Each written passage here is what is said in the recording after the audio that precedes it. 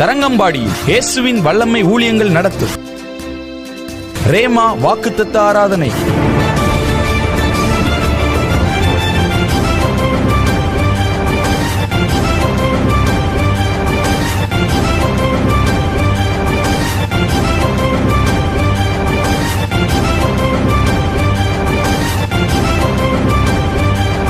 ஒவ்வொரு மாதமும் முதலாவது சனிக்கிழமை காலை 10 மணி முதல் நடைபெறுகிறது.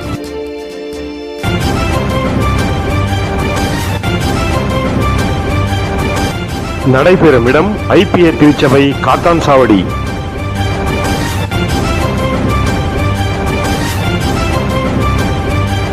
தரங்கம்பாடியில் இயேசுவின் வல்லமை ஊழியங்கள் நடத்தும் ரேமா வாக்குத்தத்த ஆராதனை. ஒவ்வொரு மாதமும் இந்த வாக்குத்தத்த ஆராதனையில் கலந்து கொண்டு தேவ ஆசீர்வாதம் பெற்றுக் கொள்ளுங்கள்.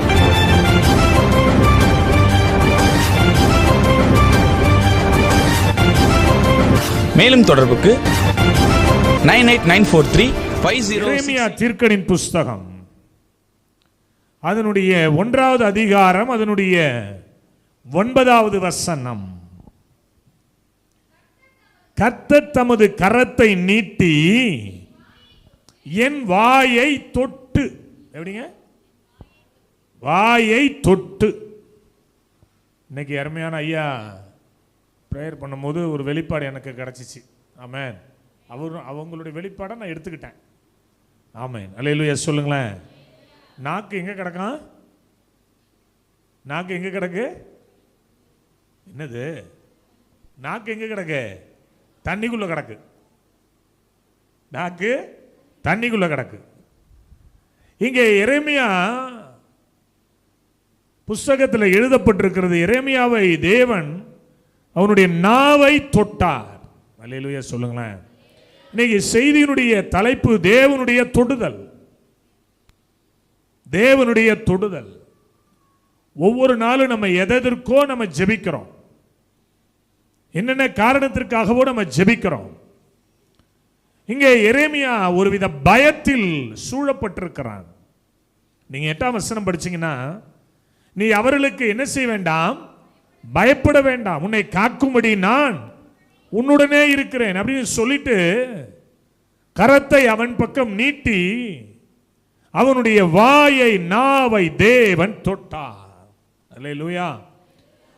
ஒவ்வொரு நாளும் நம்முடைய ஜெபம் இப்படியா இருக்க வேண்டும். ஆண்டவரே என்னை நீர் தொடுங்கப்பா.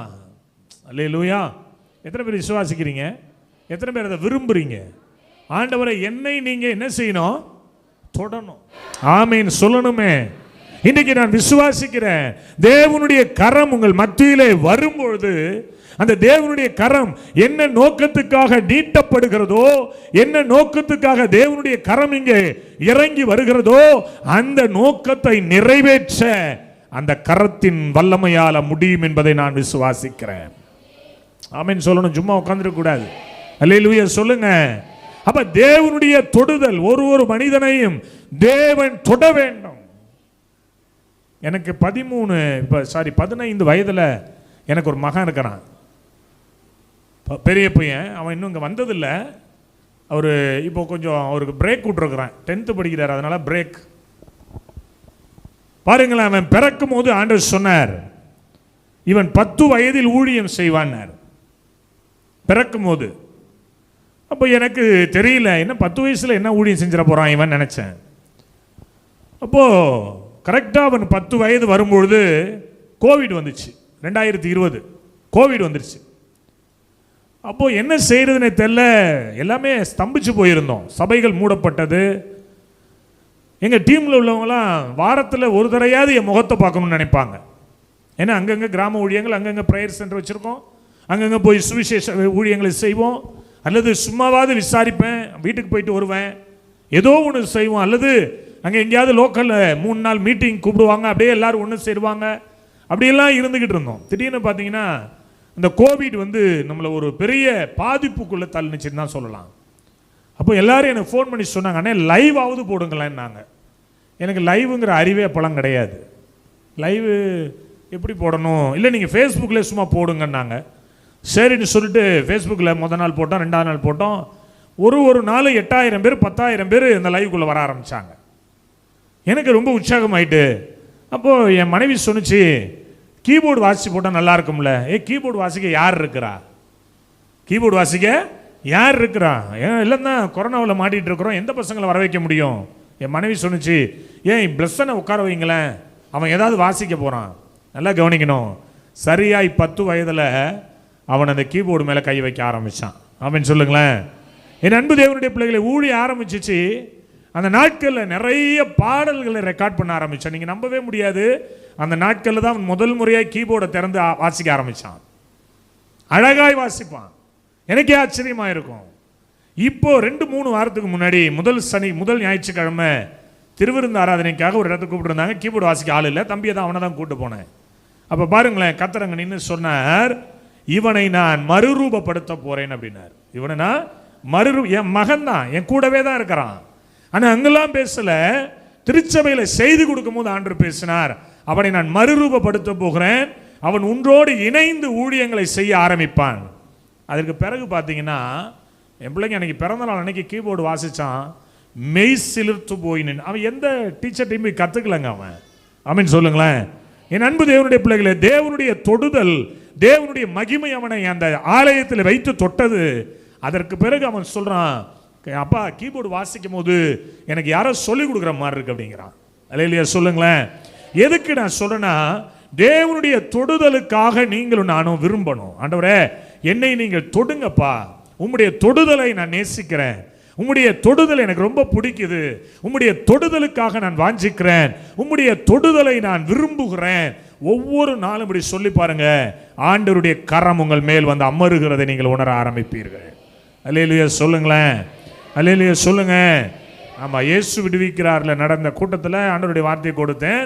அங்கே ஐயாவை குறித்து ஜெயராமன் அற்புதமான சாட்சியை சொன்னார். என்னுடைய ஆவிக்குரிய தகப்பன் அப்படின்னார். என்னை ஆவிக்குரிய வழியிலே நடத்தினவர். நல்லா கவனிக்கணும். நம்ம நினைக்கிறோம் எங்கெங்கயோ நம்முடைய புகழ் பேசப்படுகிறது. அல்லேலூயா சொல்லுங்களேன். தேவனுடைய கரம் ஒரு மனிதனோடு இருந்தா நாம பேசணும் நிறைய கிடையாது. அவருடைய தொடுதல், நம்மை தொட்ட விதம் நம்மை குறித்து பேச வைக்கும். எத்தனை பேருக்கு புரியுது நான் சொல்றது? அல்லேலூயா. 3 காரியங்களை சொல்றாங்க. முதலாவது எசாயா 6ஆம் அதிகாரம் அதனுடைய 7வது வசனம். யாராவது ஒருத்தர் வாசிங்க. எசாயா 6ஆம் அதிகாரம் அதனுடைய 7வது வசனம். அதனால் என் வாயை தொட்டு, இதோ இது உன் உதடுகளை தொட்டதினால், இதோ உன் உதடுகளை தொட்டதினால் உன் அக்கிரமம் நீங்கி பாவம் நிவர்த்தியான. முதலாவது ஒரு காரியம் நான் சொல்றேன். தேவனுடைய தொடுதல் எங்கே இருக்கிறதோ அங்கே அக்கிரமங்கள் மாற்றப்பட்டு பாவம் நிவர்த்தி அடையும். அல்லேலூயா சொல்லுங்க.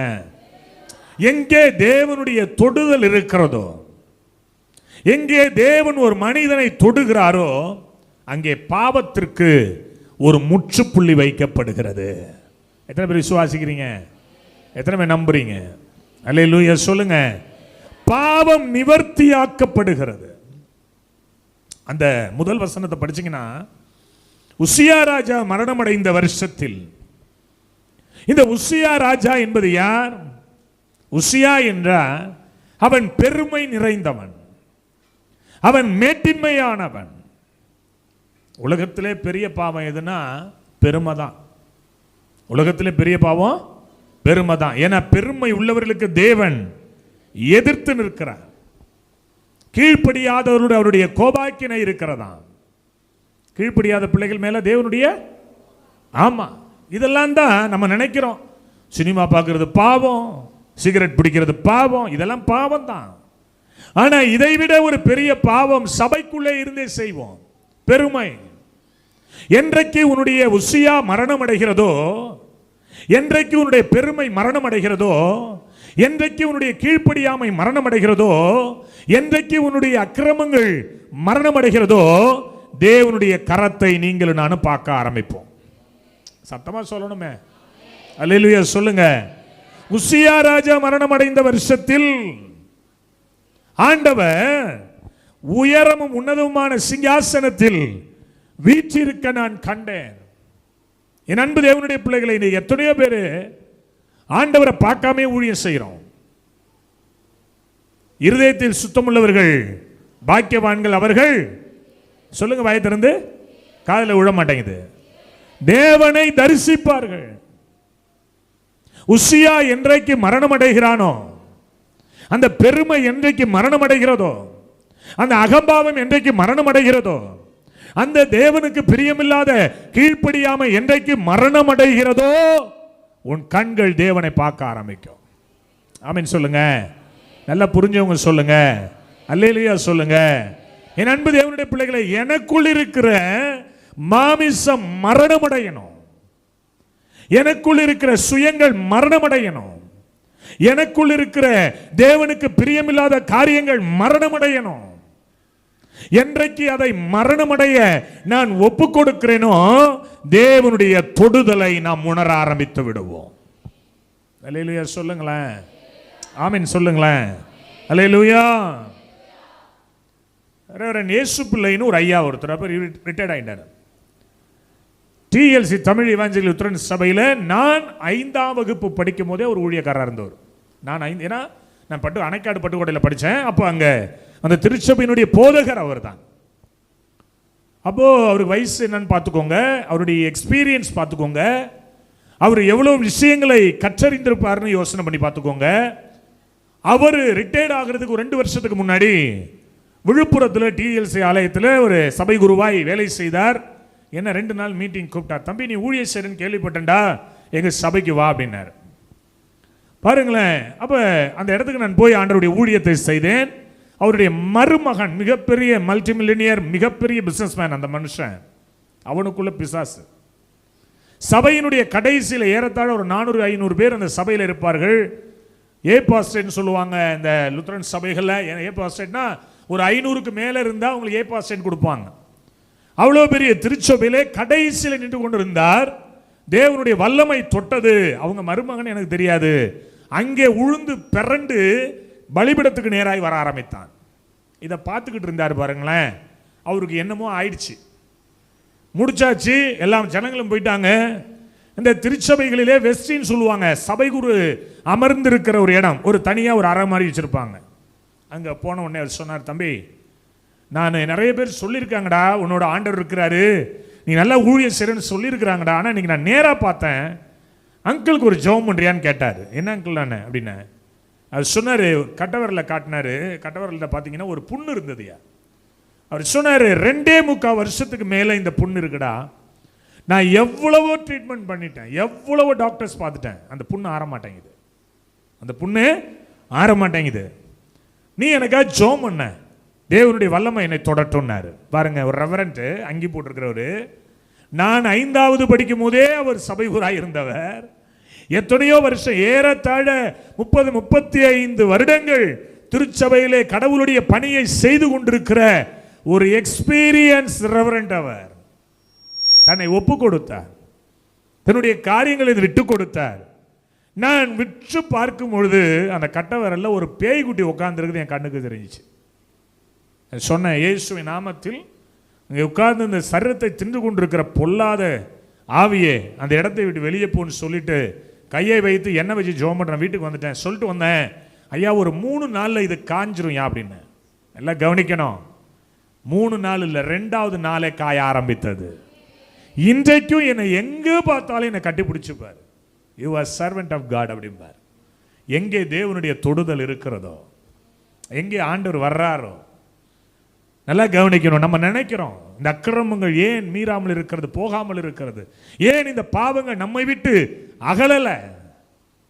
சபையில தான் இருப்போம், ஆனா சபைக்குரிய தன்மையோடு நம்ம வாழ மாட்டோம். ஒரு பரிசுத்த சிந்தை நமக்குள்ள இருக்காது, பரிசுத்த எண்ணம் நமக்குள்ள இருக்காது, பரிசுத்த வாஞ்சை நமக்குள்ள இருக்காது. கர்த்தருக்காக வைராக்கியமாய் நிற்கணுங்கிற அந்த வைராக்கியம் நமக்கு இருக்காது. காரணம் என்ன அப்படின்னா, தேவனுடைய தொடுதலை உணராமலே நாம நின்று கொண்டிருப்போம். அல்லேலூயா. இன்னை உங்களை பார்த்து நான் சொல்றேன், தேவனுடைய தொடுதலை நீங்க உணருங்க. தேவனுடைய தொடுதல் ஒரு இடத்திற்கு வந்தா என்ன நடக்கும்? 5ஆம் வசனம் படிங்களேன், பார்க்கலாம். நான் அப்பொழுது நான் ஐயோ, நான் அதமானேன். யாருங்க சொல்றது? யாரு? தீர்க்கதரிசி. இயேசு கிறிஸ்து வருவதை முன்குறித்த மனுஷன், மிகப்பெரிய தேவனுடைய மனுஷன், கர்த்தருடைய தீர்க்க தரிசன வரம் பெற்ற மனுஷன். ஐயோ நான் அதமானேன், நான் அசுத்த உதடுள்ள மனுஷன், அசுத்த உதடுகள் உள்ள ஜனங்கள் நடுவில் வாசமாயிருக்கிறவன். எங்கே தேவனுடைய தொடுதல் வருகிறதோ அங்கே பாவ மன்னிப்பின் நிச்சயம் கிடைக்கிறது. அல்லேலூயா, ஆமென் சொல்லுங்க. எங்கே தேவனுடைய தொடுதல் வருகிறதோ அங்கே பாவ மன்னிப்பின் நிச்சயம். 1996 முன்னாடி நான் பெரிய பாவி தான், மிகப்பெரிய பாவி. என்ன மாதிரி சினிமா பாட்டு மூச்சு விடாம பாடலாம் முடியாது. என் வாழ்க்கை வேறு விதமா, என்ன சாவை நோக்கியே ஓடினாள் நான். எனக்கு வாழ பிடிக்கல, இப்ப வாழணும்னு ஆசையா இருக்கு. இன்னும் கொஞ்ச நாள் வாழ்ந்தா நல்ல ஆண்டவர் ஊழியம் செய்யலாம். அப்ப வாழவே பிடிக்காது, சாவை நோக்கி ஓடியவன். ஒரே ஒரு நாள் தேவனுடைய தொடுதலை மிக பகிரங்கமாய் உணர்ந்தேன். அல்லேலூயா. ஒரு 5000 வாட்ஸ் பவர் உள்ள ஒரு கரண்ட் ஷாக் ஒரு மனிதன் மேல எப்படி இறங்கினால் எப்படி இருக்குமோ அப்படி உணர்ந்தேன். ஐயா சொல்றாங்கல்ல, ஆரம்பத்தில் அழுவோம். இன்னைக்கும் அழுவுறீங்களா? நான் இன்னைக்கும் அழுவுறேன். சில வார்த்தைகளை கேட்கும் பொழுது என்னுடைய கண்கள் குளமாகுகிறது. சிலருடைய வார்த்தைகளை கேட்கும் போது என் அறியாமலே நான் தேவ சமூகத்தில் கண்ணீரோடு காத்து கிடக்கிறேன். நேற்று ஐயா அழுதாரு. அழுதிங்கல்ல? ஏன் ஏன் யோசனை பண்ணி பாருங்களேன். அந்த இருதயம் அவ்வளவு சாஃப்ட்னஸ், அந்த இருதயம் அவ்வளவு ஒரு யதார்த்தமான இருதயம். போன வாரம் என் பிள்ளைக்கு பிறந்த நாள் அப்போ நான் அழுதுட்டேன். சிலர் சொல்லிட்டு போனாங்களாம், எங்கள் சர்ச்சு எங்கள் ப்ரேயர் செல்லில் உள்ளவங்க, அண்ணன் அழுது இதான் ஃபர்ஸ்ட் டைம் பார்க்குறேன். என் மனைவி சொன்னிச்சான், அவர் அழுகுறதுனால தான் நீங்களாம் நல்லா இருக்கீங்கன்னுச்சான். அல்லேலூயா சொல்லுங்களேன். தேவ சமூகத்தில் போய் கண்ணீர் வடிக்கிறான். ஐயோ நான் அதமானேன், நான் அசுத்த உதடுள்ள மனுஷன் ஐயா. தேவ மகிமை, தேவனுடைய தொடுதல் எங்கெல்லாம் வருதோ அங்கே மனிதன் தன் நிலையை உணர ஆரம்பிப்பான். ஆமென் சொல்லுங்களேன். அது வரைக்கும் நம்ம ஒரு பெரிய பர்ஃபெக்டா நமக்கு தெரியும், ரொம்ப நம்ம பர்ஃபெக்ஷனா இருக்கிற மாதிரி தெரியும், நான் பயங்கரமான ஆளு நமக்கு நம்மளை உணர வைக்கும். ஆனா தேவனுடைய தொடுதல் வரும்பொழுதுதான் நம்முடைய உண்மை தன்மை என்னன்னு நமக்கு தெரிய வரும். அல்லேலூயா சொல்லுங்களேன். இன்னைக்கு நீங்க சொல்லுங்க, ஆண்டவரே என்ன நீங்க தொடுங்கப்பா, உம்முடைய தழும்புள்ள கரத்தால என்ன தொடுங்கப்பா, உம்முடைய வல்லமையுள்ள கரம் என்ன தொடட்டும்பா. நான் ரொம்ப பெரிய அப்பாட்டக்கறேன் நினைச்சிட்டு இருக்கிறேன், நான் ஒரு பெரிய பரிசுத்தவான நினைச்சிட்டு இருக்கிறேன். யோபுவை பாருங்க, யோபு பயங்கரமா பேசினார். யோபு பயங்கரமா பேசுவார். 39ஆம் அதிகாரம் வரைக்கும் கர்த்தர் யோபுவுக்கு பிரத்யுத்தரமாக ஆரம்பிப்பார். யோபு அப்படியே தலைகளை டைவடிப்பான். நல்லா கவனிக்கணும், தேவ பிரசன்னத்துல தான், தேவனுடைய தொடுதல்ல தான் நம்முடைய பாவங்கள் நிவர்த்தி ஆக்கப்படுகிறது, நம்முடைய அக்கிரமங்கள் நிவர்த்தி ஆக்கப்படுகிறது. 7ஆம் வசனம் படிங்க, அதுலயே குயிக்க படிங்க. அதனால் என் வாயை தொட்டு தொட்டதினால் உன் அக்கிரமம் நீங்கி உன் பாவம் நிவர்த்தி ஆனது. அடுத்த வசனத்திலேயே அவன் தன்னுடைய வாழ்நாளை ஊழியத்திற்கு அர்ப்பணிக்கிறான். நான் போகிறேன் பாங்கிறான். அது வரைக்கும் இப்படி சொன்னாரா? நான் யாரை அனுப்புவேன்? ஆண்டவர் சொல்ற யாரை அனுப்புவேன்? எசாயா சொல்றான், நான் போறேன்பா, என்ன அனுப்புங்க. நம்மளால ஏங்க தேவனுக்கு ஊழியம் செய்ய முடியல? நம்மளால ஏன் தேவனுக்கு மகிமையாய் ஒரு வாழ்க்கை வாழ முடியல? நல்லா கவனிக்கணும். நம்ம உண்டு வாழ்க்கை வாழ்ந்தோம்னா நம்மள மாதிரி ஆமா பொல்லாத மனுஷன் இந்த உலகத்தில் யாருமே கிடையாது. ஒரு பிரசங்கத்துக்கு வரும்போது நான் வெறுவயிற்றோடு தான் இருக்கிறேன், எங்கேயும் நான் சாட்டே போக மாட்டேன். ஒவ்வொரு பிரசங்கத்துக்கு முன்னாடி உபவாசம் பண்றேன். நேற்று உண்மையிலே ஐயாவுடைய வீடு திறந்து வைத்தது எனக்கு ஒரு மிகப்பெரிய மகிழ்ச்சி. என் வாழ்க்கையில் அது ஒரு பெரிய வரப்பிரசாதம். ஆமென். ஒரு தேவ மனுஷனுடைய வீட்டை திறந்து வைக்கிறோம்ல, அல்லேலூயா சொல்லுங்களேன். எத்தனையோ விசுவாசிகளுடைய வீட்டை, தம்பியோட வீட்டை கூட நான் தான் திறந்து வச்சேன். எத்தனையோ விசுவாசிகளுடைய வீட்டை நம்ம திறந்து வைக்கிறோம், பிள்ளைங்க நல்லா தான் இருக்கிறாங்க, வாழ்றாங்க. ஆனா ஒரு தேவ மனுஷனுடைய வீடு, இவர் யார்? சாதாரண மனுஷன் அல்ல, ஒரு சபையினுடைய தலைவர், ஒரு சபையினுடைய போதகர். இந்த உள் உணர்வு என்னை அறியாமலே ஒரு நடுக்கம், என்னை அறியாமலே ஒரு உதறல். நான் பரிசுத்தமா இருக்கிறேனா? நான் கரெக்டா தான் வந்தனா? நான் சரியா இருக்கிறேனா? என் ஜெப ஜீவியம் சரியா இருக்கா? வேத வாசிப்பு கரெக்டா இருக்கா? நல்லா கவனிக்கணும். எங்கே தேவனுடைய தொடுதல் இருக்கிறதோ அக்கிரமம் நீக்கப்பட்டு அவர்கள் ஊழியத்தை செய்ய ஆரம்பிப்பார்கள். ஏன் நம்மளால ஊழியம் செய்ய முடியலன்னாலே தேவனுடைய தொடுதலை நம்மளால உணர முடியல. போன வாரத்துக்கு முந்தின வாரம் முதல் சனிக்கிழமை எங்கள் இடத்துல ஒரு வாக்குத்தத்த கூட்டம் நடக்கும்.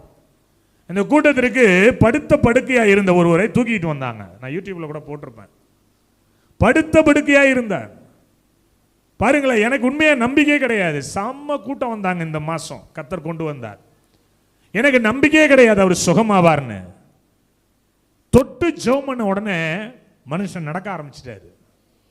அவர் ஒரு சாட்சி சொன்னாரு. என்னன்னா, இந்த வருஷம் ஆரம்பத்திலிருந்து நான் நடக்கவே இல்லைங்க. இந்த 2025 வருஷத்துல நான் முதல் முறையா இந்த இடத்துல தான் நடக்கிறேன்னாரு. அக்கிரமம், வாதம், திமிர்வாதம், வாத நோய், கர்த்தருடைய தொடுதல் இங்கே வரும்பொழுது அவருடைய வாழ்க்கை மாற ஆரம்பிக்குது. தூக்கிட்டு வந்தாங்க, 3 பேர் சேர்ந்து தூக்கிட்டு வந்தாங்க. திரும்பி போகும்போது பார்க்கிறேன் நடந்து போறாருங்க. அல்லேலூயா சொல்லுங்களேன். என் அன்பு தேவனுடைய பிள்ளைகளை, எங்கே தேவனுடைய தொடுதல் வருகிறதோ அங்கே அவர்கள் கர்த்தருக்கு மகிமையாய் ஒரு வாழ்க்கையை வாழ ஆரம்பிப்பார். அங்கே அக்கிரமம் நீங்க ஆரம்பிக்கும். எத்தனை பேர் விசுவாசிக்கிறீங்க? இன்னைக்கு ஏசப்பா என்னை தொடட்டும், இன்னைக்கு ஆண்டவர் என்னை தொடட்டும், என் சரீரத்தை தொடட்டும், என் நாவை தொடட்டும், என் கண்களை தொடட்டும், என் செவியை தொடட்டும். என்னை தேவன் தொடுவதற்கு என்னை நான் விட்டு கொடுக்கிறேன். அல்லேலூயா சொல்லுங்களேன். அல்லேலூயா சொல்லுங்க. அக்கிரமம் நீங்க வேண்டுமானால், பாவம் நீங்க வேண்டுமானால், அசுத்தம் நம்மை விட்டு விலக வேண்டுமானால் தேவனுடைய தொடுதலுக்குள் நாம் இருக்க வேண்டும். அல்லேலூயா சொல்லுங்களேன். மார்க் எழுதின சுவிசேஷ பகுதி 8ஆம் அதிகாரத்துக்கு வந்தீங்க அப்படின்னா 1ஆம் வசனத்திலிருந்து படிச்சீங்க அப்படின்னா, அவர் மலையிலிருந்து இறங்கின போது வாசிங்க. அந்த நாட்களில் திரளான ஜனங்கள் கூடி வந்திருக்கையில் அவர் மத்தேயு 8:1 அவர் மலையிலிருந்து இறங்கின போது திரளான ஜனங்கள் அவருக்கு பின் சென்றார்கள். அப்பொழுது குஷ்டரோகி ஒருவன் ஆண்டவரிடத்தில் வந்து, ஆண்டவரே, உமக்கு சித்தமானால் என்னை சுத்தமாக்கும், உமக்கு சித்தமானால் என்னை சுத்தமாக்கும். இயேசு சொன்னாரு, எனக்கு சித்தம் உண்டு, நீ சுத்தமாகு அப்படின்னு சொல்றதுக்கு முன்னாடி தம்முடைய கையை நீட்டி அந்த மனுஷனை தொடறார். அல்லேலூயா சொல்லுங்க. தம்முடைய கையை நீட்டி அந்த மனுஷனை தொடறார்.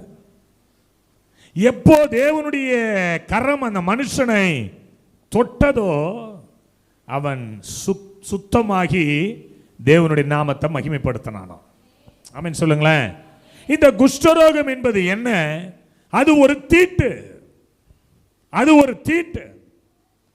லேவியராகமம் 13ஆம் அதிகாரத்தில் 3ஆம் வசனத்தை படித்தீர்களேயானால், அவன் சரீரத்தில் இருக்கிற ரோகத்தை பார்க்க வேண்டும். அந்த ஆசாரியன் ரோகம் இருக்கும் இடத்தில் மயிர் வெளுத்தும் ரோகம் உள்ள இடம் அவனுடைய மற்ற சரீரத்தை பார்க்கிலும் அதிகமாய் குழிந்தும் இருந்தால் அவன் குஷ்டரோகி என்று சொல்லி அவனை தீட்டுள்ளவன் என்று தீர்க்க கடவன். யாரு செய்யறது? ஆசாரியன். அவன் ஒரு தீட்டுள்ளவன். அவன் ஆலயத்திற்கு, அவன் நகரத்திற்கு, அவன் பாளையத்திற்கு புறம்பே இருக்கணும். வர முடியாது, வீட்டுக்குள்ள வர முடியாது, ஊருக்குள்ள வர முடியாது. அது தோளிலே படர்ந்திருந்தால் அவனை அதை அடையாளம் கண்டுபிடித்து அவனை தீட்டுன்னு சொல்லுவாங்க. அதே லேவியராகமம் 13:44 வாசிங்கன்னா, அவன் குஷ்டரோகி, அவன் தீட்டுள்ளவன் இல்லையா? அப்போ தீட்டுள்ளவனை தேவன் தொடுகிறான். தீட்டு மறைகிறது, தீட்டு விலகி போகிறது. அந்த வியாதி உள்ள அந்த குஷ்டரோகி வஸ்திரம் கிழிந்தவனாக, தன் தலையை மூடாதவனாக இருந்து அவன் தாடியை மூடிக்கொண்டு தீட்டு தீட்டு தீட்டு என்று சொல்லி அவன் கத்த வேண்டும், கதற வேண்டும். நியாயப்பிரமாணம் அப்படிதான் எழுதி வச்சிருக்கு. இல்லையா? அப்போ என் அன்பு தேவனுடைய பிள்ளைகளை, இப்படிப்பட்ட ஒரு தீட்டுள்ள ஒரு மனுஷன், இப்படிப்பட்ட புறக்கணிக்கப்பட்ட ஒரு மனுஷன், இப்படிப்பட்ட விலக்கி வைக்கப்பட்ட ஒரு மனுஷனை இயேசு தம்முடைய கையை நீட்டி இன்றைக்கு தொடுகிறார். ஆமென் சொல்லுங்க. பாவம் என்பது தீட்டு, பாவம் என்பது அருவருப்பு இல்லையா? அக்கிரமம் என்பது அருவருப்பு. நாங்க நேத்து போயிட்டு ஐயா வீட்டுக்கு போயிட்டு வரும்போது பார்த்தோம்னா நிறைய காட்சிகளை பார்த்துக்கிட்டே வந்தோம், அருவருப்பான காட்சி. அப்புறம் நைட்டு A2B ஆனந்த பவன், அடையாறு ஆனந்த பவனில் போய் சாப்பிட்டுட்டு வந்தோம். அந்த வர வழியில் நிறைய திருநங்கைகள் நிற்கிறாங்க. எதுக்கு? தீட்டான ஒரு வாழ்க்கை வாழ. நிறைய பேர். நான் தம்பிகிட்ட சொன்னேன், எப்பா இவங்களாம் நின்று சுவிசேஷம் சொல்லணும்ப்பா, நமக்கு நம்ம போய் இவங்களை பார்த்து சுவிசேஷம் சொல்லணும். இரவில் நடமாடும் கொள்ளை நோய், மத்தியானத்தில் பாழாக்கும் சங்காரம் இல்லையா? என் அன்பு தேவனுடைய பிள்ளைகளே, இப்படிப்பட்ட காரியங்களில் இருந்து நாம் மீண்டு, அந்த காரியங்கள் நம்மை தொடாதபடி, அந்த அசுத்தம் நம்மை மேற்கொள்ளாதபடி நாம் ஒரு தெளிவான ஒரு வெளுத்த ஒரு வாழ்க்கை நாம் வாழ வேண்டுமானால் ஆண்டவர் நம்மை தொட வேண்டும் என்று ஆண்டவர் பேசுகிறார். எத்தனை பேர் நான் சொல்றது புரியுது? தேவன் என்னையும் உன்னையும் தொட வேண்டும். இன்னைக்கு நீ விட்டு கொடுங்க, வாலிப தம்பி தங்கச்சி விட்டு கொடு. ஒரு ஜெரின்னு ஒரு பெண்ணு போன மாசம் மீட்டிங் வந்தா. அவர் சொல்ற, அண்ணே நான் சின்ன வயசுலேருந்தே ஏஜி திருச்சபைக்கு போறவ, ஒரு லேப் டெக்னீஷியனா இருக்கிறான். அவ சொன்னா இங்க ஒரு கூட்டம் நடக்குதுன்னு என்னுடைய ஃப்ரெண்டு சொன்னாங்க, அதனால வந்தேன். நான் ஞானஸ்தானம் எடுத்து பல வருஷம் ஆயிடுச்சு. ஆனா நீங்க ஜெபம் பண்ண ஆரம்பிச்சீங்க, ஒரு மகிமை என்னை மூடியதுன்னா, நான் இத்தனை ஆண்டுகள் சினிமா பாடல், குக் வித் கோமாளி, சோத்திரம், இதெல்லாம் நான் பார்த்துக்கிட்டு இருந்தேன். ஆனா என்னைக்கு உங்க பிரேயர் அட்டன் பண்ணி முடிச்சனோ, அன்னையிலிருந்து என்னுடைய சிந்தையில ஒரு மாற்றம் வந்துருச்சு. அதுதான் தேவனுடைய தொடுதல். ஆமென் சொல்லுங்களேன். நம்ம ஆலயத்தில் இருக்கிறோம், பரலோகம் போயிடுவோம், முடியாது. நான் ஜெபிக்கிறேன், பரலோகம் போயிடுவோம், முடியாது. நான் விசுவாசிக்கிறேன், பரலோகம் போயிடுவோம், முடியாது. பரிசுத்தம் உள்ளவன் இன்னும் பரிசுத்தம் அடைய வேண்டும். பரிசுத்தம் இல்லாமல் ஒருவனும் கர்த்தரை தரிசிக்க முடியாது.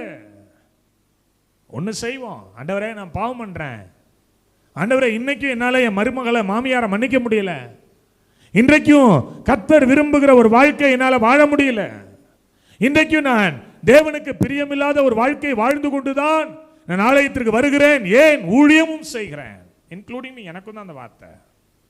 ஆனால் நான் தீட்டோடு வாழ்ந்து கொண்டிருக்கிறேன், என்னை தொடுங்கப்பா, என்னை தொடுங்கப்பா. எத்தனை பேர் நீங்க விட்டு கொடுக்க போறீங்க? நீ உன் வேதனை நீங்கி நீ சுகமா இருக்க வேண்டும்.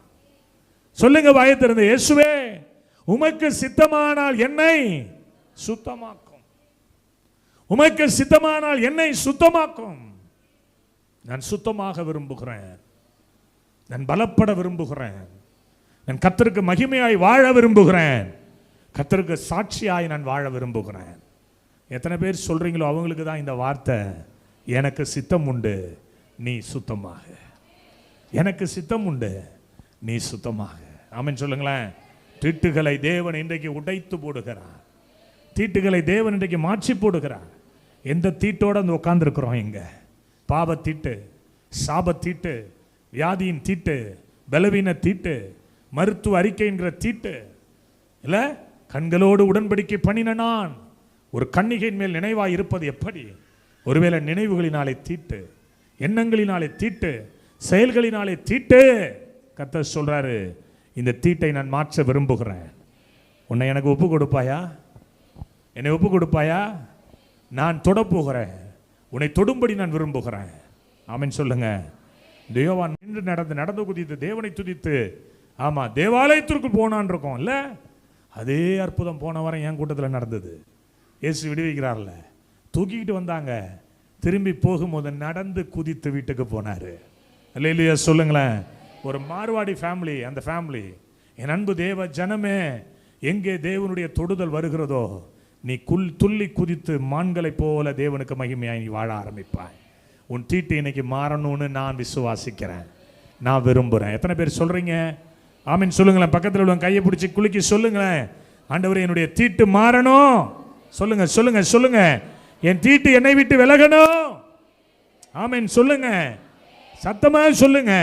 தேவன் என்னை தொடணும்பா, என்னை நான் விட்டு கொடுக்குறேன்பா, என்னை நான் விட்டு கொடுக்குறேன்பா, என்னை நான் விட்டு கொடுக்குறேன்பா. சொல்லுங்களேன், என்னை நான் விட்டு கொடுக்குறேன்பா. இந்த போராட்டங்கள் என்னை விட்டு விலகுவதாக, இந்த போராட்டங்கள் என்னை விட்டு விலகுவதாக. 2-4 தம்பி, இந்த போராட்டங்கள் என்னை விட்டு விலகுவதாக. சாபங்களை உடைத்து போடுவீராக. நான் ரட்சிக்கப்பட்ட பிறகுங்க 3 வருஷம் ஆண்டவருடைய வல்லமை என்ன தொட்டுச்சு. தேவனுடைய சத்தம் கேட்டேன், தேவனுடைய மகிமையை பார்த்தேன், ஆண்டவருடைய பிரசன்னத்தை உணர்ந்தவன், ஆண்டவருடைய சத்தத்தை கேட்டவன்.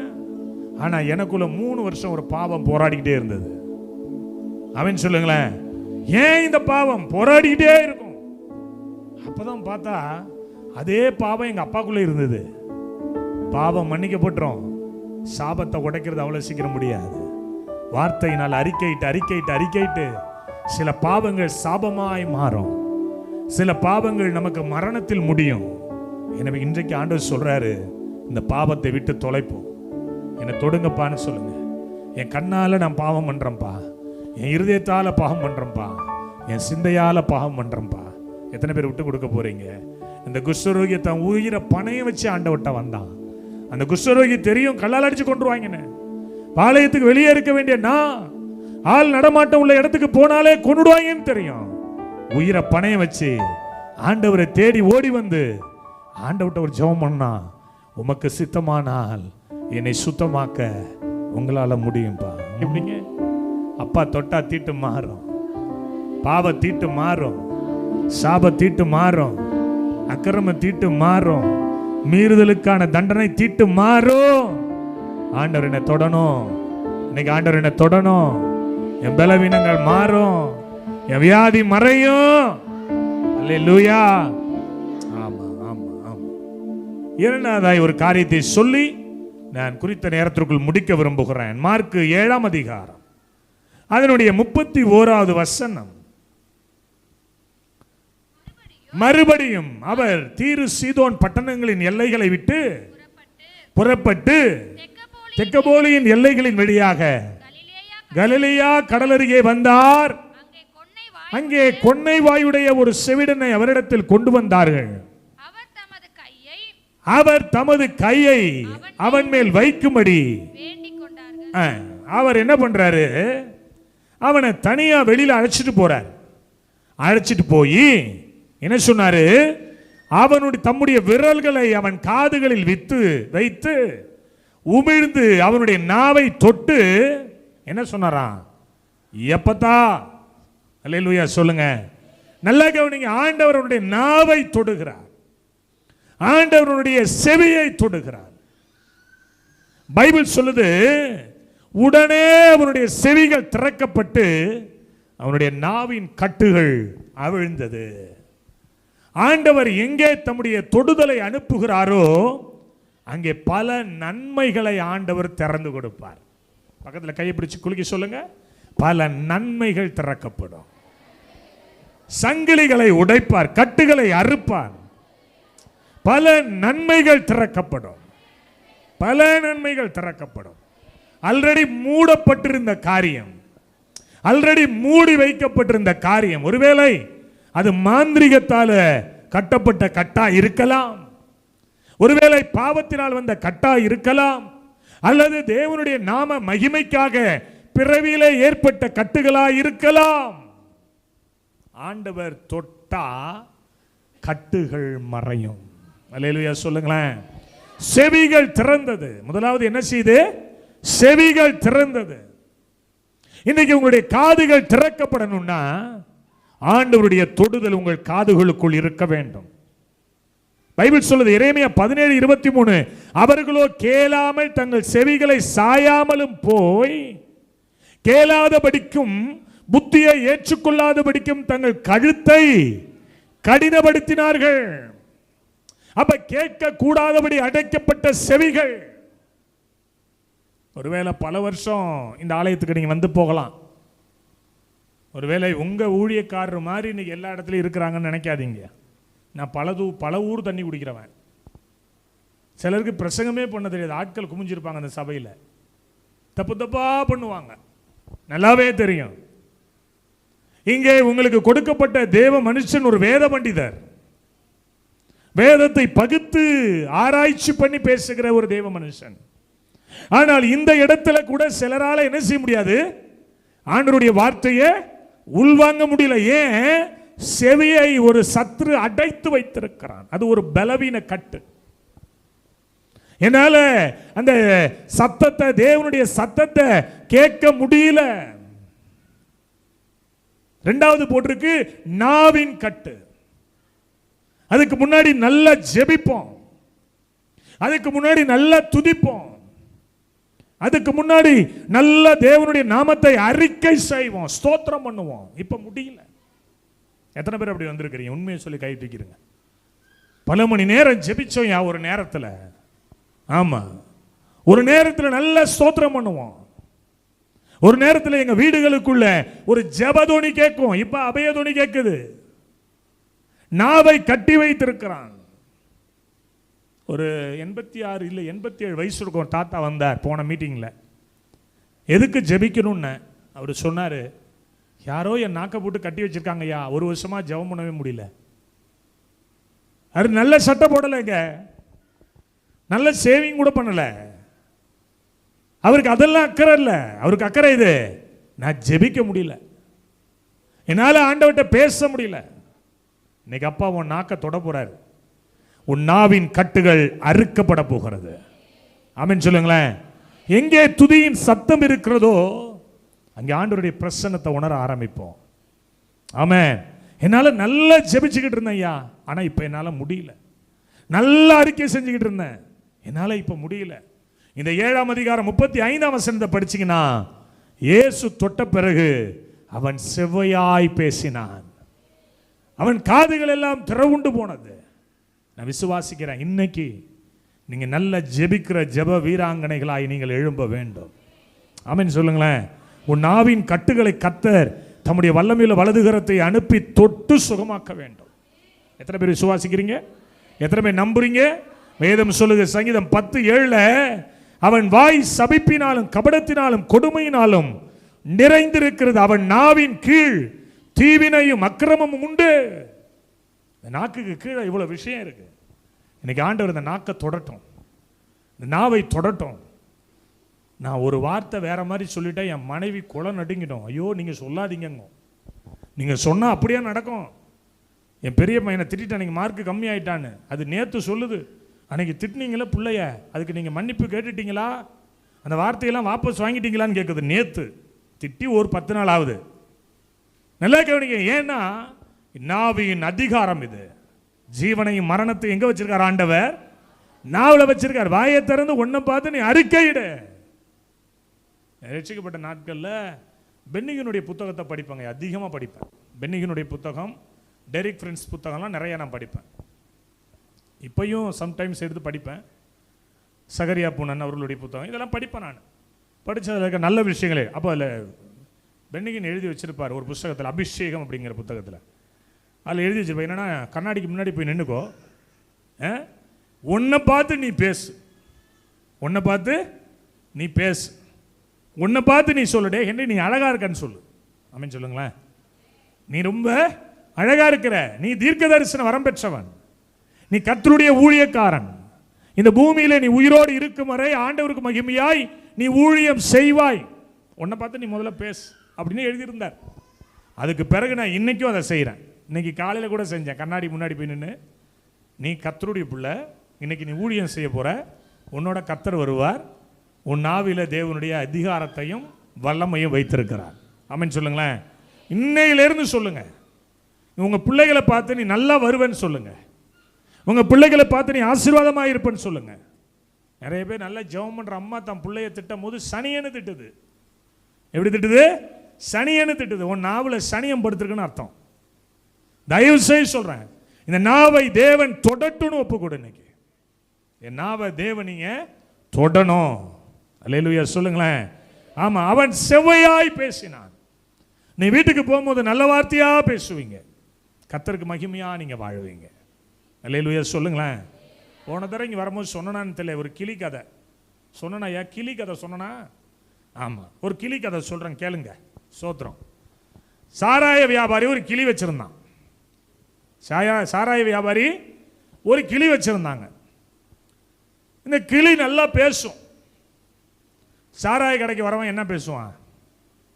நல்ல வார்த்தையை பேசுவான். பிரைஸ் லாட் சொல்லுவான். அங்கே வந்து பிரைஸ் லாட் வாங்க சேர்ந்து குடிப்போம் பானா. கெட்ட வார்த்தையாக பேசுவான். வாயை திறந்தாலே கெட்ட வார்த்தை. இந்த கிளி அதை அப்படியே கற்றுக்கிட்டு வர்றவன் போகிறவனெல்லாம் இந்த கிளி அசிங்க அசிங்கமாக என்ன செய்யுதே திட்டுச்சு. இந்த கிளியை சாராய கடை வாசலில் ஒரு மரம் இருந்துச்சு. அந்த மரத்தில் அந்த மனுஷன் மாட்டி வச்சிருந்தார். அந்த பக்கமாக ஒரு பாஸ்டர் போனார். பாஸ்டர் ஏன் போனாருன்னு கேட்கக்கூடாது, இது ஒரு கற்பனை கதை. அல்லேலூயா சொல்லுங்களேன். கிளியை பார்த்தோன்னே பரிதாபம் ஆயிட்டு சாராய கடைக்காரன்ட்ட போய் பேசி இந்த கிளியை வாங்கிட்டு வீட்டுக்கு வந்துட்டார். வந்த கிளி சபை வாசல்ல தொங்க விடப்பட்டிருந்தது. எங்க? சபைக்கு வெளியில. இந்த பாஸ்டர் நல்ல வார்த்தையா சொல்லி கொடுத்தார். பிரைஸ் தி லார்ட், வாங்க உள்ள போங்க, கடவுள் உங்களை ஆசீர்வதிப்பார், இதெல்லாம் சொல்லி கொடுத்தார். அந்த கிளி அப்படியே கத்துக்குச்சு. இப்போ சபை வாசல் கொண்டு மாட்டி விட்டாரு. வரவங்கள்ட்டலாம் கிளி என்ன பண்ணுச்சு? பிரைஸ் தி லார்ட், வாங்க உள்ள போங்க சொன்னுச்சு. மாதங்கள் ஓடியது. ஒரு நாள் கிளிகிட்ட பாஸ்டர் பேசினார். என்ன பேசினார்? கிளியே கிளியே, நீ பல வருஷமா சாராய கடை வாசல்ல இருந்த, உன்னை நான் மீட்டு கொண்டு வந்து எங்க மாட்டி வச்சிருக்கிறேன்? சபை வாசல்ல மாட்டி வச்சிருக்கிறேன். இப்போ இந்த ரெண்டு லைஃபையும் நீ எப்படி உணர்ற, என்ன ஃபீல் பண்ற இல்லையா? இந்த கிளி சொன்னுச்சு, அங்கேயும் இங்கேயும் நிறைய வித்தியாசம் இருக்கு. என்ன வித்தியாசம் கண்டுபிடிச்ச? அங்க எல்லாரும் வரும்போது நல்லா வருவான், போகும்போது வேற மாதிரி போவான். இங்க அப்படி இல்லை, நல்லா வர்றாங்க நல்லாவே போறாங்க. ஓகே கிளி, சூப்பர், நல்ல அண்டர்ஸ்டாண்ட் பண்ணிருக்க, நல்ல ஜட்ஜ்மெண்ட் கொடுக்குற நீ, வெரி குட், சூப்பர். அங்க எல்லாம் கெட்ட வார்த்தையா பேசுவான், இங்க எல்லாரும் என்ன பேசுறான் சொல்லுங்க? பிரைஸ் லார்டுங்கிறான், அந்நிய பாஷை ஏதோ பேசுறான், பாடுறாங்க, பாட்டெலாம் நல்லா கேட்க நல்லா தான் இருக்கு. சூப்பர் கிளி, அருமையான கிளி. ஆனா பாஸ்டர்யா ஒன்று மட்டும் எனக்கு ரொம்ப கன்ஃபியூஸ் ஆகுதுன்னுச்சு. ஒன்று மட்டும் எனக்கு கன்ஃபியூஸாக இருக்குன்னுச்சு கிளி. பாஸ்டருக்கு குழம்பிட்டு என்னன்னு கேட்டார். இல்லை, அங்கே வந்துக்கிட்டு இருக்கவனு தான் பூரா போயில இங்கேயும் வர்றான், இங்கே வரவன் தான் அங்கேயும் போகிறான்னுச்சு. அல்லேலூயா சொல்லுங்களேன். அப்படின்னா என்ன அர்த்தம்னா, ஞாயிற்றுக்கிழமை வந்து அந்நிய பாஷை, பாக்கி 6 நாள் அநியாய பாஷை. நாவல ஆமா வேற என்னமோ உட்காந்து தாண்டவம் ஆடுது. இன்னைக்கு ஆண்டவர் அந்த நாக்கை தொட போறார். ஆமென் சொல்லுங்களேன். அல்லேலூயா. வைத்த வலியோட ஒருத்தன் வர்றான், சரியாயிடும்டா விடுறா பார்த்துப்போம், அண்ணன் ஜெபம் பண்றேன்னு சொல்றதுக்கும் எந்த பக்கம் வலிக்குது? லெஃப்ட் சைடா ரைட் சைடா? லெஃப்ட் சைடா? கீழே வலிக்குதா? போச்சு போ. 3 நாளைக்கு முன்னாடி எங்கள் வீட்டுக்கு பின்னாடி ஒரு அம்மா இப்படி தான் வலிக்குதுன்னுச்சு. 4 நாளைக்கு முன்னாடி செத்து போச்சு. விளங்குமா? விளங்குமா?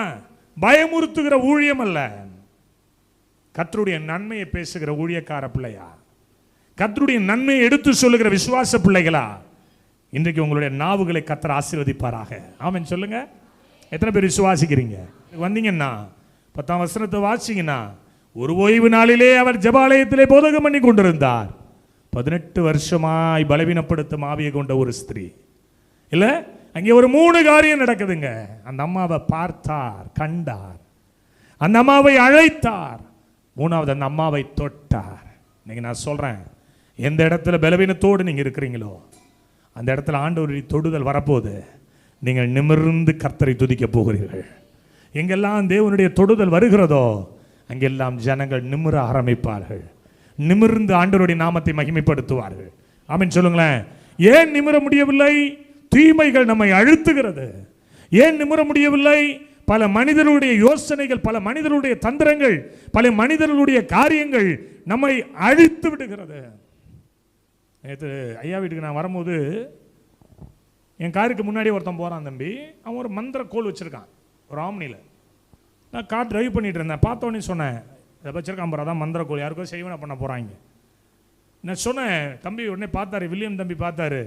பார்த்தா உள்ள அந்த மனுஷன் உட்காந்துருக்கான், பூஜாரி, இவ்வளோ பெரிய தாடியை வச்சுக்கிட்டு உள்ளே உட்காந்துருக்கான். கோல், அவ்வளோ பெரிய கோல் வச்சுட்டு உட்காந்துருக்கிறான்.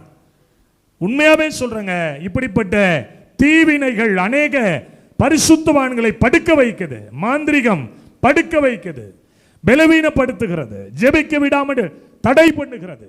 ஒரு வாரத்துக்கு முன்னாடி ஒரு 10 நாள் இருக்கும், நான் ஒரு நாள் மிட் நைட் ஜெபம் பண்ணிட்டு இருந்தேன். அப்போ ஆவியார் எனக்கு உணர்த்தினார், என்ன தெரியுமா, ஜெபம் பண்ணாமல் இருப்பதே ஒரு மாந்திரிகம்னாரு. யாராலெல்லாம் ஜெபம் பண்ண முடியலையோ நான் சொல்கிறேன், உங்களுக்கு விரோதமாய் மாந்திரிகம் இருக்குன்னு அர்த்தம்.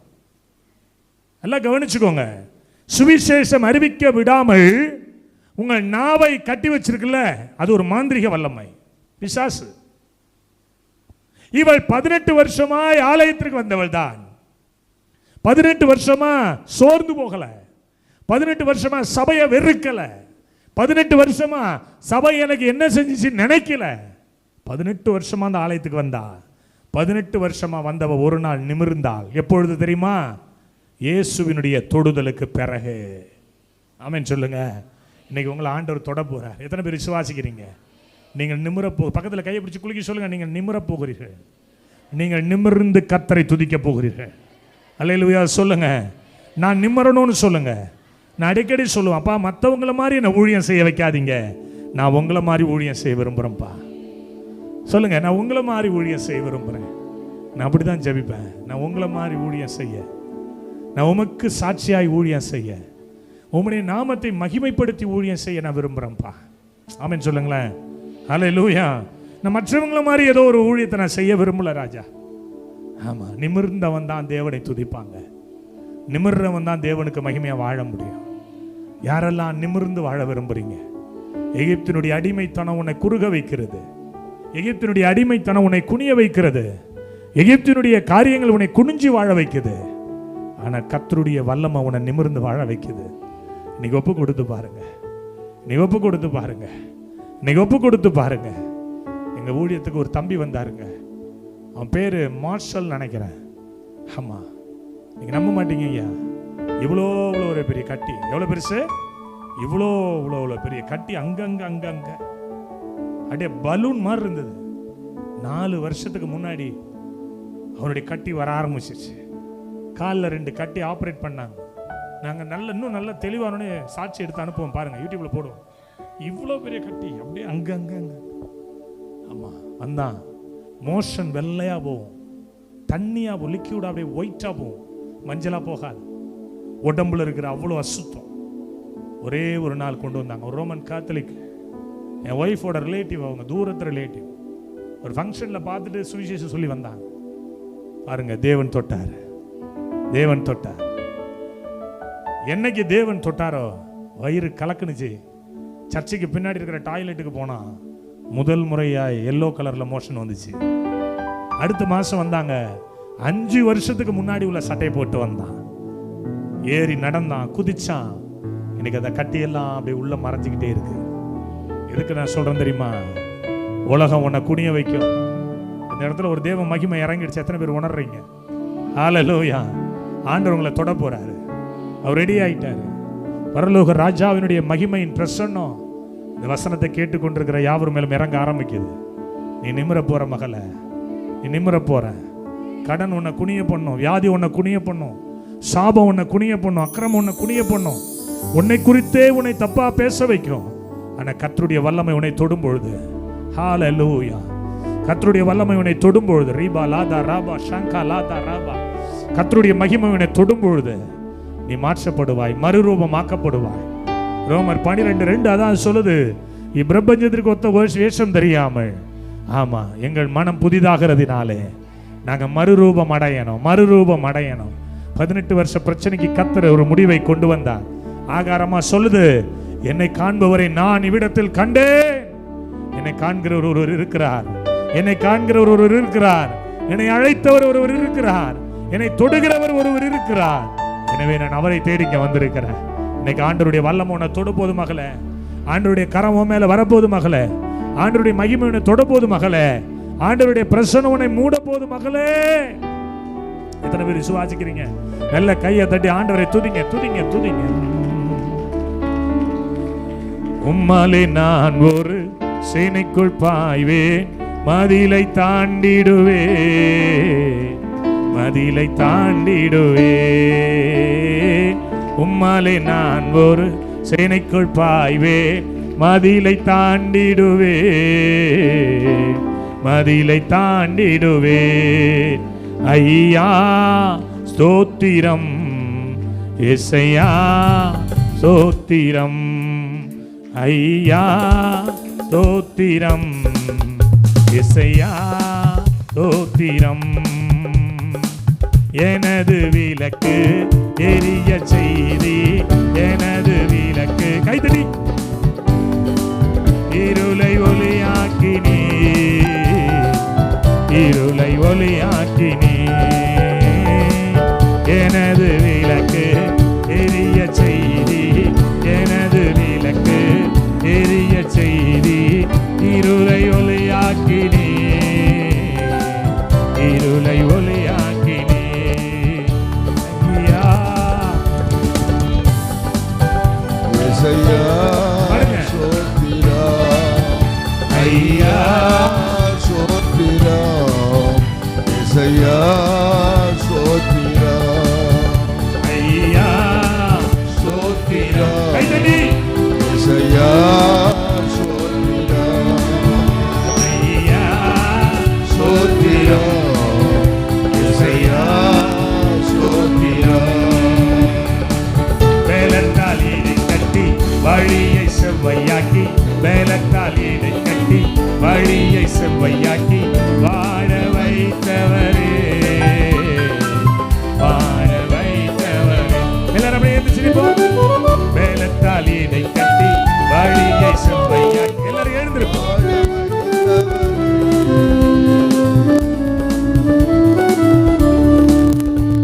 ஐயா ஸ்தோத்திரம், இசையா ஸ்தோத்திரம், ஐயா ஸ்தோத்திரம், இசையா ஸ்தோத்திரம், ஐயா.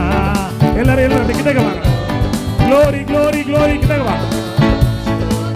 உங்க வேதத்தை தள்ளி வைங்க. ஸ்தோத்திரம், இசையா ஸ்தோத்திரம். உம்மாலே நான் ஒரு சேனைக்குள் பாய்வேன், உம்மாலே நான் ஒரு சேனைக்குள் பாய்வேன், மதிலை தாண்டிடுவே, மதிலை தாண்டிடுவே. உம்மாலே நான் ஒரு சேனைக்குள். கைதட்டி கைதட்டி. அக்கினி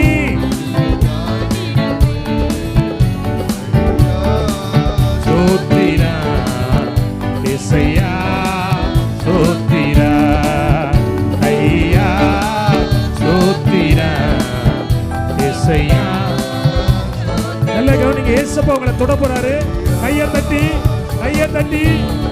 எந்த இடத்துல பலவீனம் இருக்கோ, எந்த இடத்துல காயம் இருக்கோ, எந்த இடத்துல குடிச்சு இருக்கிறீங்களோ, அந்த பாயிண்ட் தேவன் இப்பொழுது தொட போகிறார். அது எதுவா இருக்கட்டும். வாயத்திறந்து பாடுங்க. இசையா சோத்திரா, நீரே என் கண்மலை, நீரே என் கோட்டை, நீரே என் கண்மலை, நீரே என் கோட்டை. போட்டே போ. அடைக்கலம் எனது அடைக்கலமே, நீரே என் கண்மலை, நீரே என் கோட்டை, நீரே என் கண்மலை, நீரே என் கோட்டை, எனது. பா பா, என் பிள்ளைகளை தொடுங்கப்பா. என் பிள்ளைகளுடைய நாவை தொடுங்க. என் பிள்ளைகளுடைய பிரச்சனைக்குரிய இடத்தை தொடுங்கப்பா. அக்கினி அக்கினி அக்கினி ஒவ்வொருவரையும் தொடுவதாக, ஒவ்வொருவரையும் தொடுவதாக, ஒவ்வொருவரையும் தொடுவதாக. பலவீனங்கள், சாபங்கள், சத்ருவின் கிரியைகள் இயேசுவின் நாமத்தில் அழிக்கப்படுவதாக, அழிக்கப்படுவதாக. பலவீனங்கள் மாறுவதாக, சுகவீனங்கள் மாறுவதாக. கர்த்தருடைய ஜீவன், கர்த்தருடைய ஜீவன், கர்த்தருடைய ஜீவன் ஒவ்வொரு மேலையும், ஒவ்வொரு மேலையும் பெற்றுக்கொள்றீங்களா? பெற்றுக்கொள்றீங்களா? பெற்றுக்கொள்றீங்களா? கையை தட்டி, கையை தட்டி, கையை தட்டி. இந்த பலவீனங்கள் மாறுகிறது. ஓ ஓ ஓ ரீபா லாதா ராபா லக்கா ராதா ராபா சக்கா ராதா. அக்கினி அக்கினி அக்கினி அக்கினி அக்கினி. glory glory glory glory glory. ஷாபா லக்கா Radha Rafah. உள்ளாத ஆவி, பிசாசின் ஆவி, மாந்திர வல்லமை, பில்லிசூனி ஆவி, பலவீனப்படுத்துகிற கிரியைகள் இயேசுவின் நாமத்தில்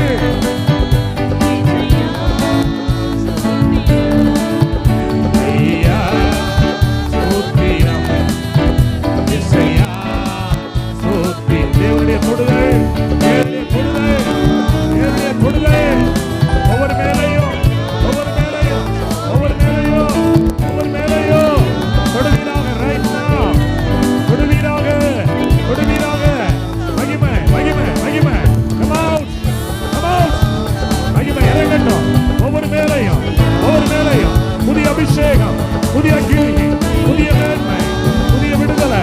வெற்றுகள் வெற்றுகள் வெற்றுகள் வெற்றுகள் வெற்றுகள் வெற்றுகள். Jesus Jesus. வெற்றுகள் வெற்றுகள். தேவ மகிமை, தேவ மகிமை, தேவ வல்லமை, தேவ இரக்கம். வெற்றுகள் வெற்றுகள் வெற்றுகள். தேவ அக்கினி. Jesus Jesus. கமால் கமால். மாந்திரி கண்ணி, மாந்திரி ஆவி.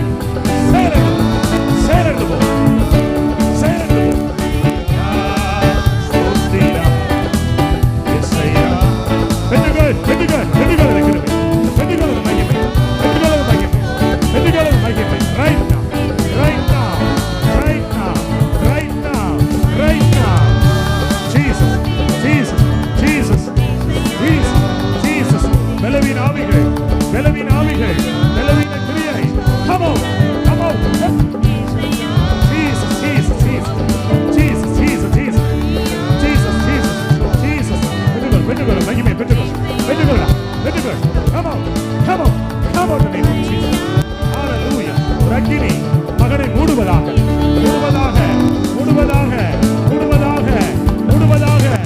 Jesus name, Jesus name, Jesus name, Jesus name. இசையா சோத்திரா, ஐயா சோத்திரா, இசையா சோத்திரா, ஐயா சோத்திரா, இசையா. ஒரு அக்கினி, ஒரு அக்கினி, ஒரு மகிமை, ஒரு மகிமை, ஒரு மகிமை. கல்வாரி ரத்தத்தின் வல்லமை, கல்வாரி ரத்தத்தின் வல்லமை, கல்வாரி ரத்தத்தின் வல்லமை, கல்வாரி ரத்தத்தின் வல்லமை. ஸ்தோத்திரா இயேசுயா, ஸ்தோத்திரா.